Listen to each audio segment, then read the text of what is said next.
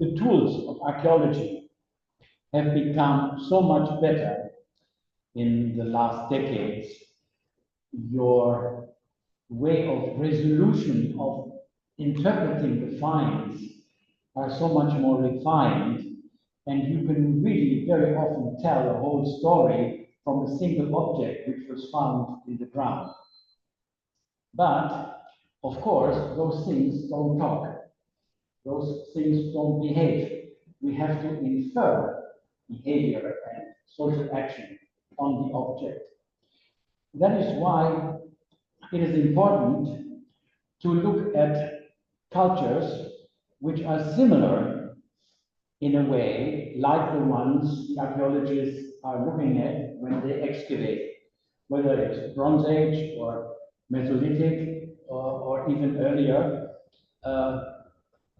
The findings from ethnography can shed some light on the living conditions in those times, on certain aspects of social structure,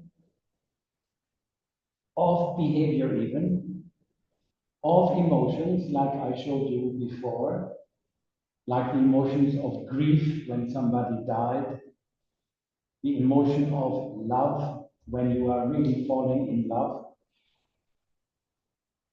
I assume that those aspects of ourselves, our human condition, were the same as they are now. And of course, I know that this is much disputed, and a number of scientists will contradict me, and they will say, no, no, no, you cannot compare that. Cultures are very different from each other, cultural relativism, the Wulf I mentioned. But I would like to stress the universality of the human condition. Let me see whether this works. It doesn't. Thank you. So, introducing to you this society in the middle of the mountains of the island of New Guinea, where I have been working since 1974. We had a big project including 32 scientists of different disciplines: geology, botany, zoology, ethnomusicology, linguistics, medicine, physical anthropology, etc. I was the director of that project in the field, and I will show you a few things from this.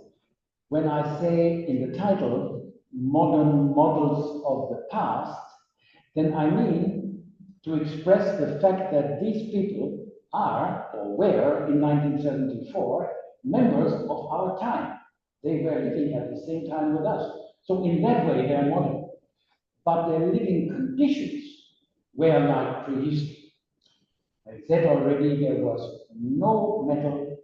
All the tools were from bone, stone, wood, and some animal like claws and teeth of animals.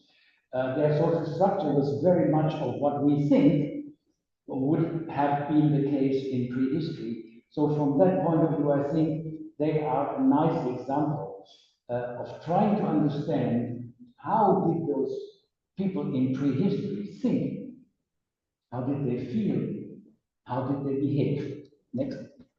Oh, wait a minute. Sorry.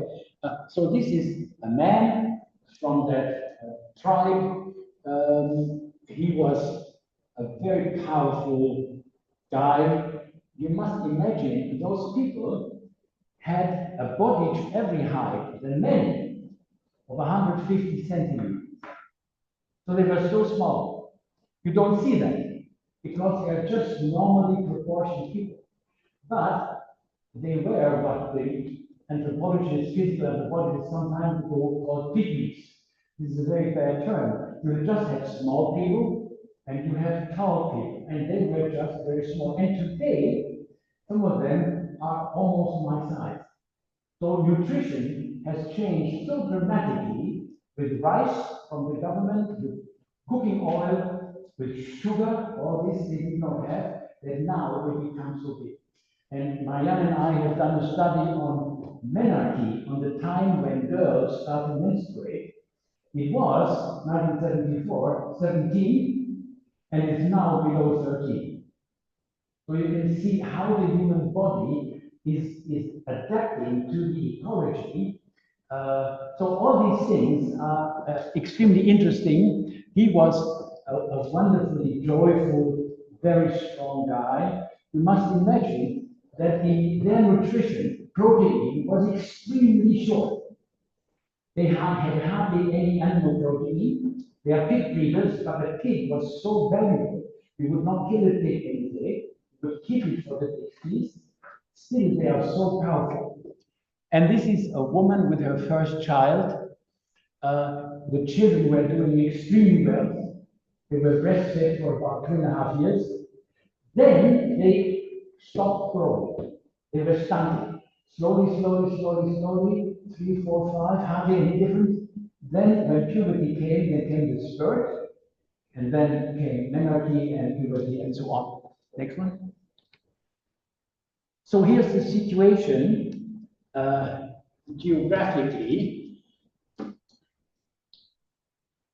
You have the West Pacific with Asia, China here, Taiwan, Hainan, here Vietnam, Laos, etc. Thailand. Here's Indonesia, very big republic, and Indonesia goes up to here of New Guinea. New Guinea is split in half. That is Papua New Guinea, the eastern half, became independent in 1975. This became Indonesian in 1962. They took it from the Dutch by military, by the way. And here's Australia. Here is the island itself. This is where the Eipo live, a little bit west of the border, in the mountains.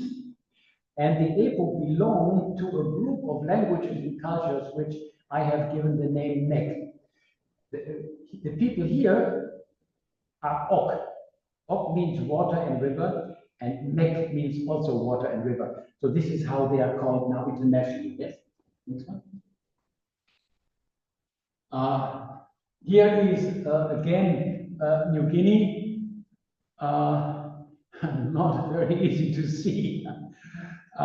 So these are the places where I have done field work, more substantial field work. My doctoral dissertation was on the ethnomedicine of the Kaluri and Barago here. These are the Ok, here are the Mek, here are the Trobriand Islands, and this is the Pacific Islanders where we did some DNA studies. Next one. Yeah, this is 1966. I started fieldwork as a young medical student from the University of Munich, and I was here up on a volcano with some local guys playing a mouth organ for them in the evening. Next one. When we started the project in the mountains, we had to walk for 5 days. We were 5 people in the pioneer group, and I realized without an airstrip, we will not have the project. So I started to build a landing field with the local people. We had lots of very big stones, and we had to get rid of them because you can only have an airstrip if you have even ground. So the local people heated the stones with fire, and the next morning they would come and use these very big rocks to break it more. Next one. After 12 months of work, we had the first airstrip. It was in function 2 years. Then came a very big earthquake in June 1976, landslide, airstrip covered. The whole village disappeared completely under many meters of material which came down from the mountains. Very few people died because they ran away on round mountains in the vicinity. So in other areas, people whose villages were on steep slopes, they all died because the landslides took them. It was 7.2 Richter scale, very big earthquake. And so that airstrip was finished. Next. This is how it looked in 1975. Here was the main central village of Mongona, which we now call Eipo. Here was my house, and here was my toilet. I had a plastic on the toilet because everything valuable, my little generator to make power, electric power, many other things were in the toilet, protected. My house was leaves, pandanus leaves like the others. So I was living very close to them. And here I was trying to explain human ethology. Human ethology is the biopsychology of human perception, of human feeling, of human thinking, and of human behavior. So that is our approach to understand humans, and a tool for that is cross-cultural fieldwork. And that is my way of trying to understand who we are. Next. Yeah, and you can imagine today, a few years ago, when Marianne and I were flying in, it looks like that. A little bit more than one generation. Here was my old airstrip, covered. Then they built a second airstrip, and they decided we don't want to be Düsseldorf, we want to be Frankfurt, so they built another airstrip, which is now this one. It's 500 meters long, and today it's asphalted already. And they did the building just by themselves, without any machinery. Powerful people, determined, understanding the politics of having a big landing field. If you are a bigger landing field than next valley, then you are the powerful station and you have the economy and so on. They all understand that completely, even though they don't have any books or anything before. Here is the hospital, and here is the cultural center. I think I have another picture later, which I was able to build with German money and Indonesian money, and we inaugurated that in 2014. It has all our publications, it has the pictures from the past, because they told me in 2008, when I had my laptop with me, and I showed them the films we made, they said, look, we have no history. And imagine, they use the Indonesian word, istraha, is an Arab word, which means history. So they understood the concept of history. I said, no, you have your traditions, you have your songs, yes, but you white people have pictures from your history and books. We have nothing, but you have documented everything. Can you give that to us? And I was very ashamed, because that idea should have come from us. So they asked us for the documents, the films, the photograph, and now they have it in that house. Next one. Yeah, these are some of the subsistence, the subsistence of horticulture. They are Neolithic people. They have agriculture, and not many people know that it was not only China with rice and the Fertile Crescent, Mesopotamia and Western Turkey, etc., with the wheat and dinkel and einkorn, and South America with the maize and the potato and the sweet potato and the tobacco and the tomato and so on. The most productive agriculture history in the world, Mesoamerica. It was also New Guinea. New Guineans domesticated Colocasia esculenta. Here, these are the leaves in about 8,000 years ago. This is a particular sugar cane where you don't eat the stem, but you eat the flower which is inside. They have Pandanus conoideus, a red kind of ketchup type thing, very tasty. The sweet potato is a very interesting case because it is a South American, Middle American plant, Ecuador.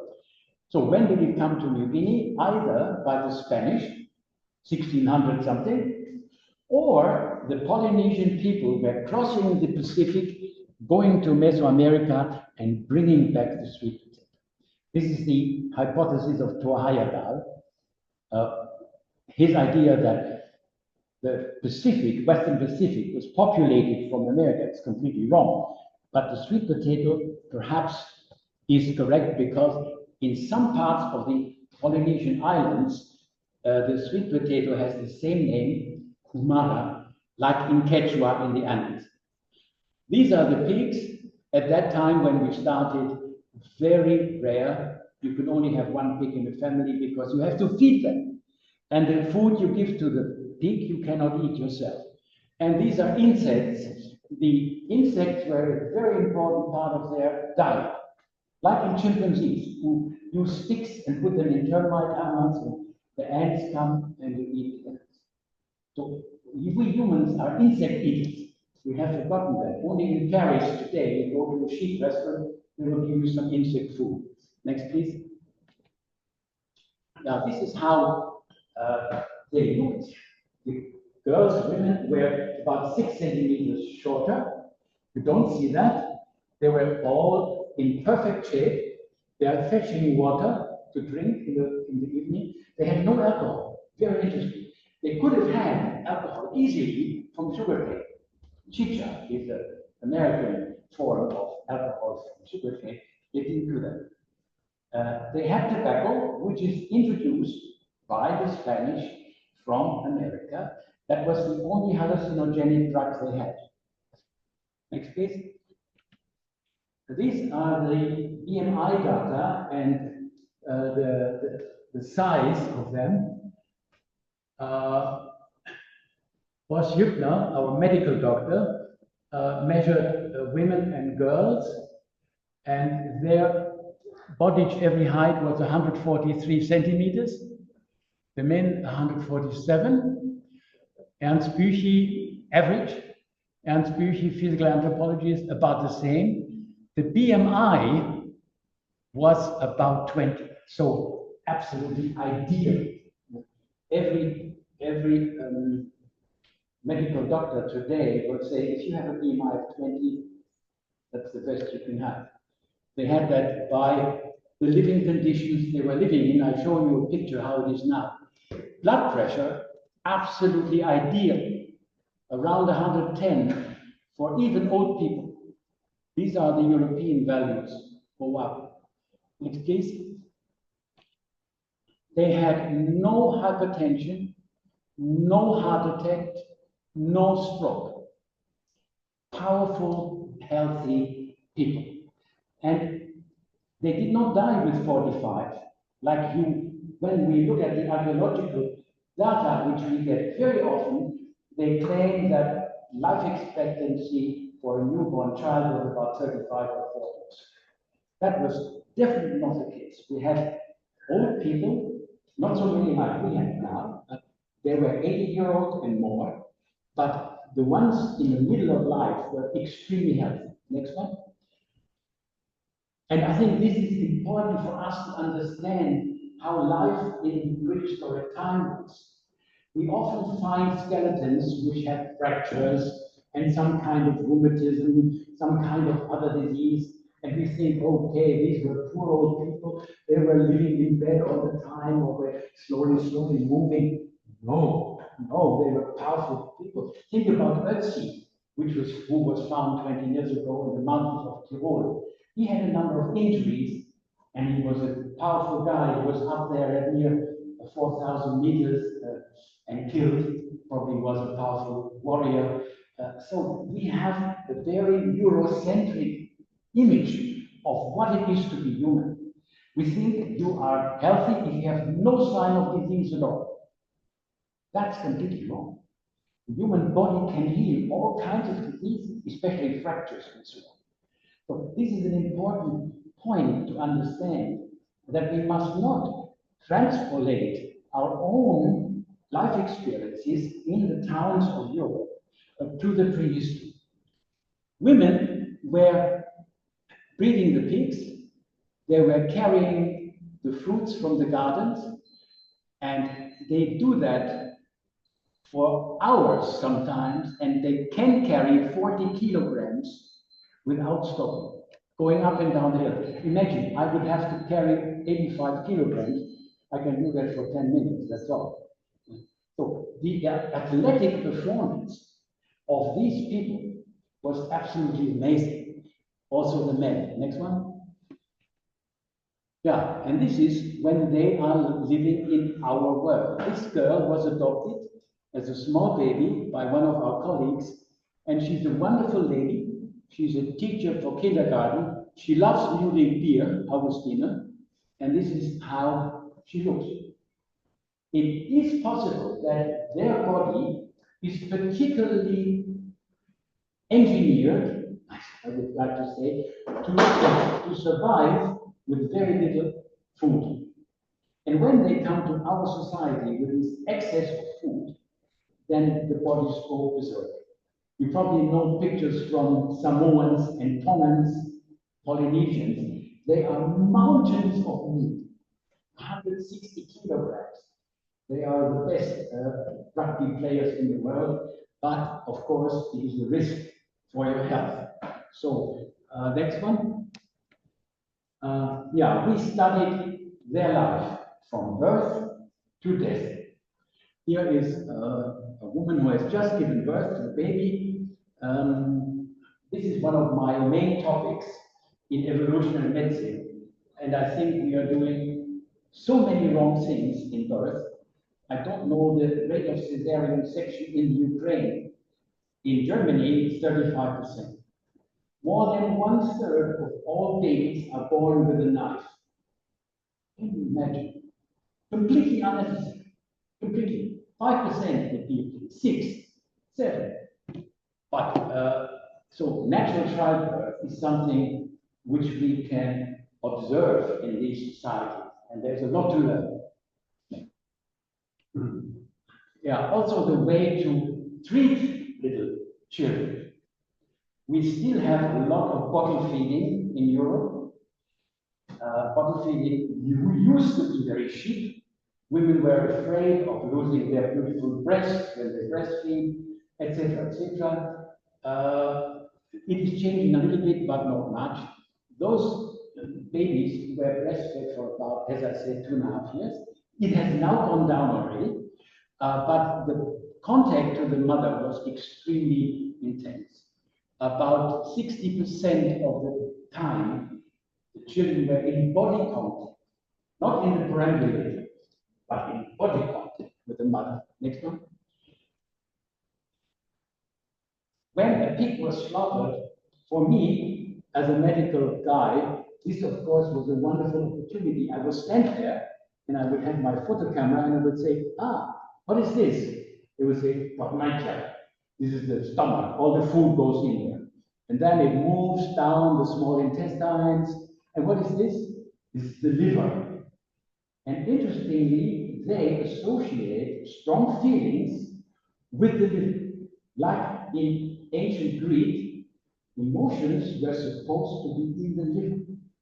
Very interesting parallel. Yeah. So their knowledge of the anatomy is very good, and also the function of the body.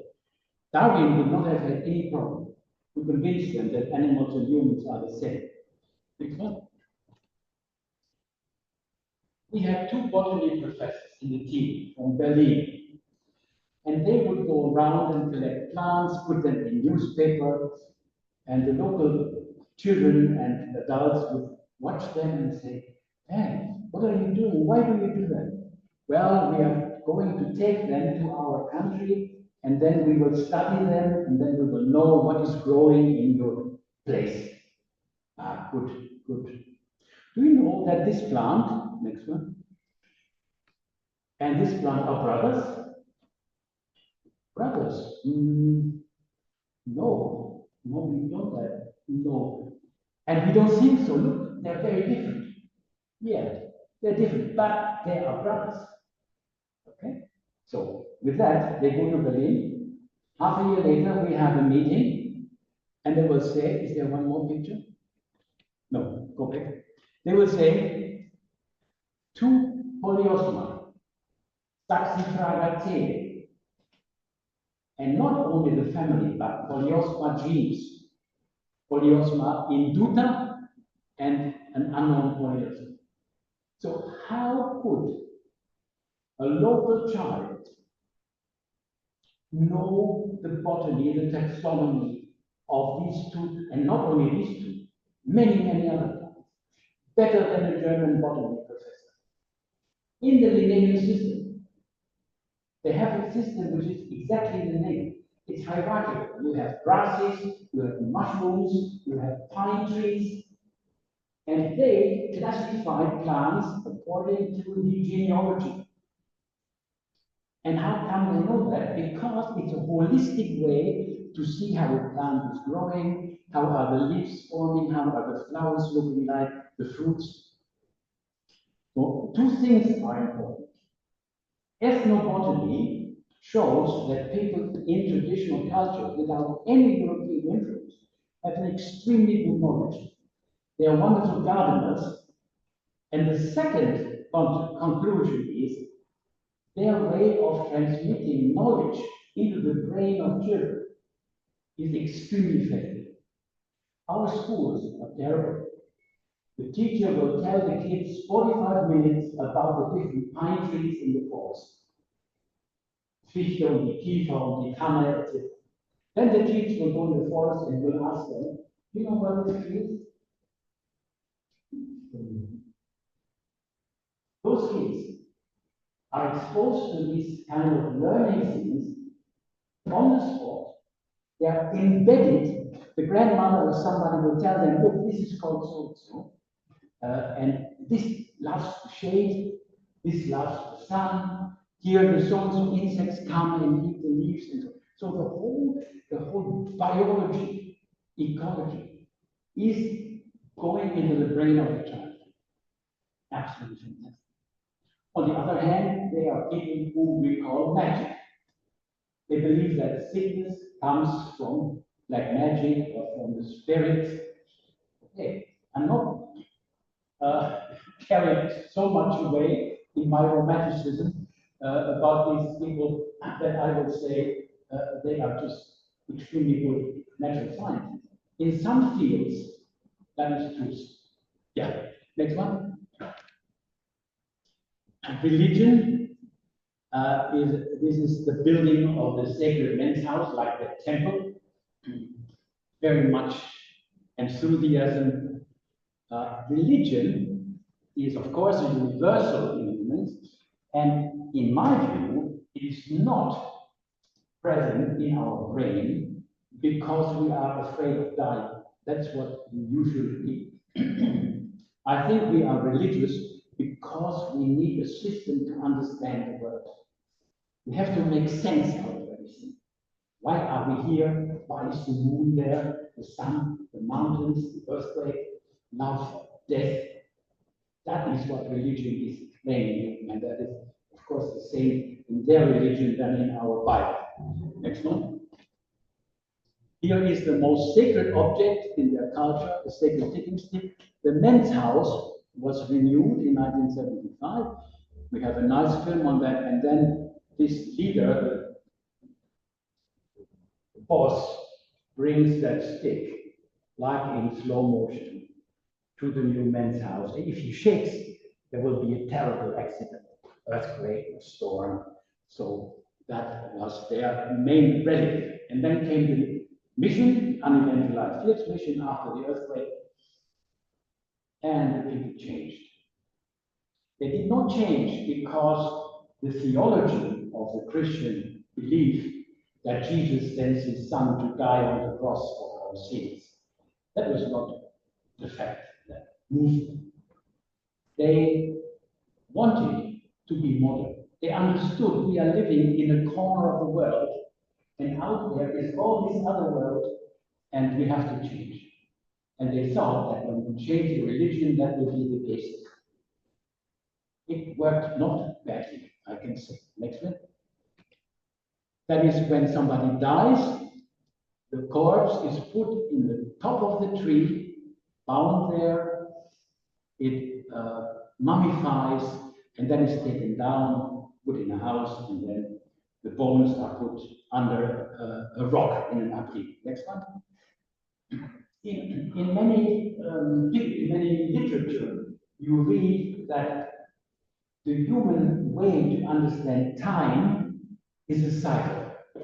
You know, day and night, the menstruation of women, the movement of the sea, everything is cyclical. But I think this is very much a cultural concept. I think all of us experience time as something which is moving, linear. There's past, and here's now, and there's tomorrow. In their language, this is expressed in a beautiful way. That is today. This is the night to yesterday, the night to tomorrow. And the words for tomorrow and for yesterday are the same. And the words for the day, 2 days before, 3 days before, and 5 days before, in both directions. And how can we distinguish whether we mean yesterday or tomorrow? Because of the verbal system. That language is extremely difficult. The grammar is much more, I'm not quite sure about Ukrainian. I know it is very difficult language, but the verbal conjugation, I have no idea. But Greek is supposed to be very rich in verbal conjugation, auris and the different tempi, etc. But that language is even more complicated. So you can always be very precise. I will know what I have to. So this is a clear proof of the linear perception of time. Next. Yeah, they make little snares to catch animals. They know the animal is crossing on this log, and they build a snare, very clever. If the animal touches this piece, then the power which comes from this bent young stem goes up, and the animal is caught there. And the interesting thing is that every element of that has a particular technical name. Like you would call in a motor of an automobile, you would say the crankshaft, the piston ring, etc. Everything has a technical name.